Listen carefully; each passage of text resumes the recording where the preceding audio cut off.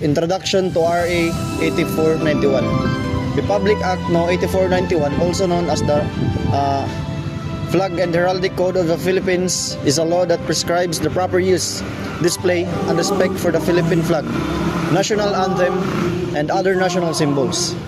It was created to promote patriotism and preserve the dignity of national emblems and ensure that Filipinos show proper respect in both public and private settings. What it is and why it was created. RA 8491 was enacted to standardize how national symbols are treated and to prevent misuse or disrespect. Before its passage, there were inconsistencies in how the flag and anthem were used. The law ensured that these symbols are honor and representation of the country, identity, history, and sovereignty. Proper display of the Philippines flag. The law outlines specific guidelines for displaying the Philippines flag. It must always be hoisted briskly and lowered ceremoniously when displayed with other flags. It shall be placed in position of honor. The flag shall never touch the ground, water, or any subject beneath it. Colors and their meanings. Blue stands for peace, truth, and justice. It reflects the Filipino people's desire for harmony and fairness.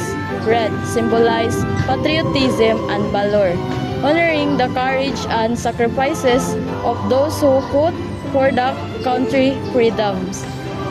White triangle represents equality and fraternity among Filipinos. Symbols within the flag. Golden Sun. The golden sun at the center signifies liberty and independence.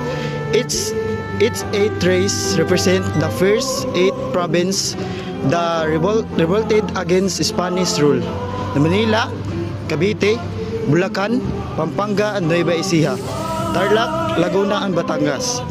So the 3 stars, each stars represent the 3 main island groups of the Philippines. It's Luzon, Visayas, and Mindanao.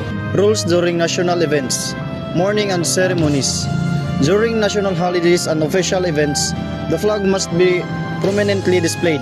In times of national mourning, the flag is flown as soft mast. During the playing of the national anthem, individuals are required to stand at attention, face the flag, and place their right hand over their chest as a sign of respect. Prohibited acts involving the flag and national symbols. RA 8491 strictly prohibits acts such as defacing or mutilating the flag, using it as clothing or decoration, or displaying it in a damaged or improper manner. It also forbids any disrespectful behavior during the playing of the national anthem. How it promotes respect and patriotism. The law lays a crucial role in fostering national pride and unity.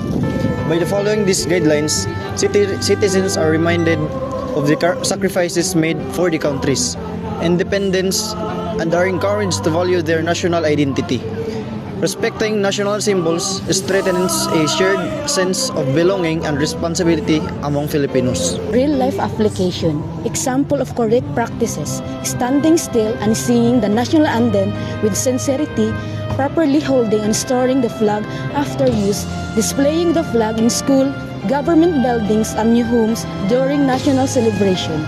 Examples of incorrect practices: wearing the flag as clothing or costume, allowing the flag to touch the ground, or ignoring proper behavior during the national anthem such as walking or talking. Conclusion: RA 8491 serve as reminder the national symbol deserve honor and respect at all times.